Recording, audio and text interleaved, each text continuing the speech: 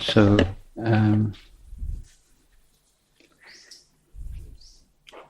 essential point about posture is that it has a sense of stability and independence.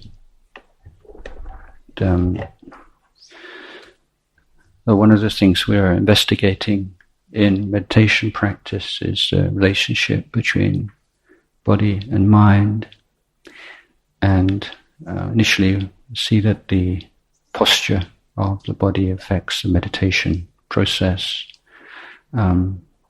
Particularly important is a posture which is straight but without rigidity. Some idea of like Mount Fuji or a redwood tree or something like that is very, and refraining from movement as much as possible.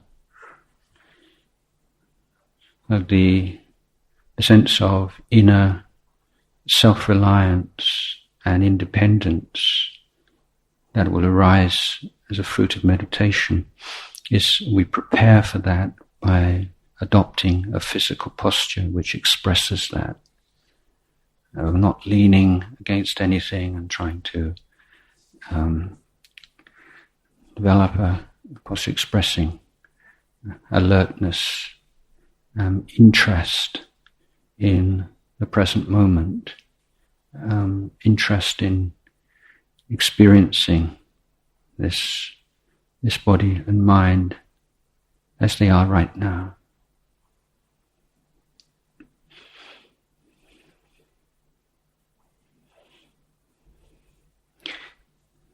Now the very first step is simply to be present to the inhalation and the exhalation. We breathe in, we know we're breathing in. We're breathing out, we know we're breathing out. And initially, it's not necessary, not advisable to be aware of the breath at any one particular point in the body. Just feel the breath flooding through the whole of the body.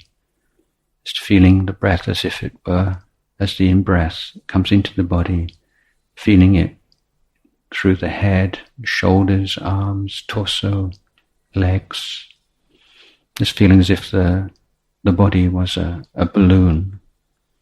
It becomes filled with pure, clean, bright air. And as the body breathes out, it's feeling that bright, pure, clean air is spreading out in all directions. So it's not that we are breathing or I am breathing in and breathing out. This is the body. The body breathes in and out. Breath appears. There's no difference between the breath entering and leaving our body and the wind in the trees.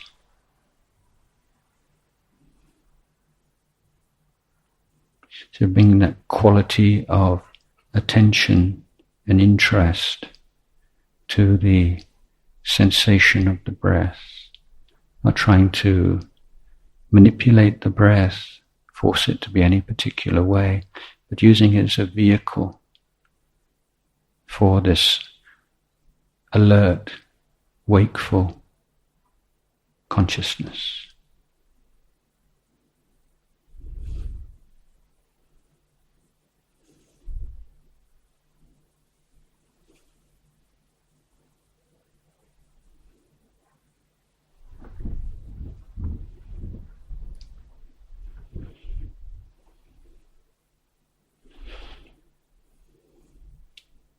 Experiencing the present moment, nothing that we need to think about, nothing that we need to worry about.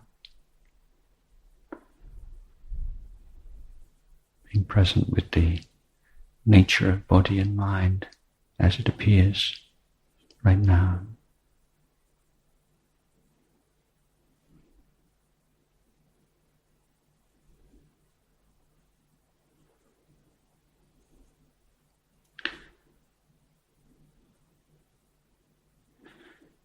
and then moving the attention to one particular point in the body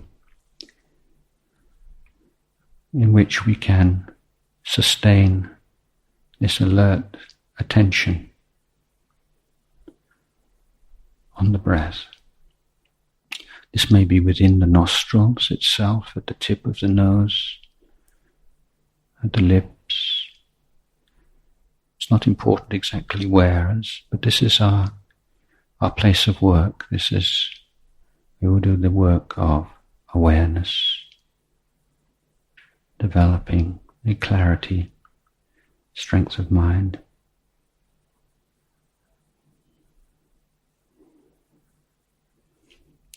And the unit of meditation is not an hour or half an hour or a number of minutes. The unit of meditation is one breath. That's the goal, to be totally present, aware, alive for the duration of one in-breath and one out-breath. And then to start again, one in-breath and one out-breath.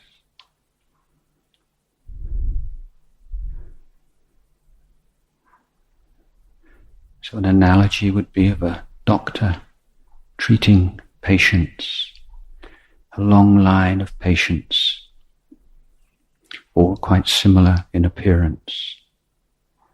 But the good doctor gives absolute respect and attention to each individual patient. Similarly, we give that absolute attention, interest, sensitivity to each single in-breath and out-breath.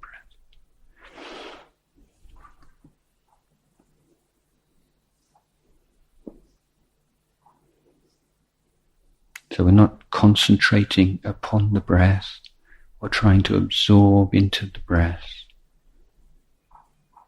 but using the breath as a vehicle for alert, aware, wakeful presence of mind.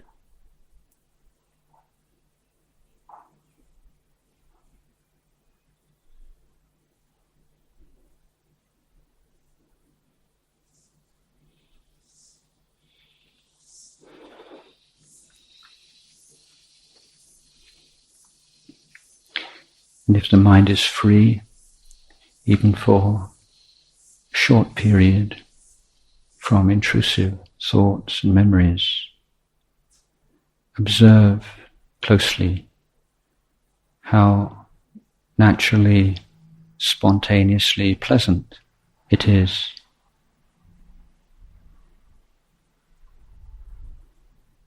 So that when we do become distracted,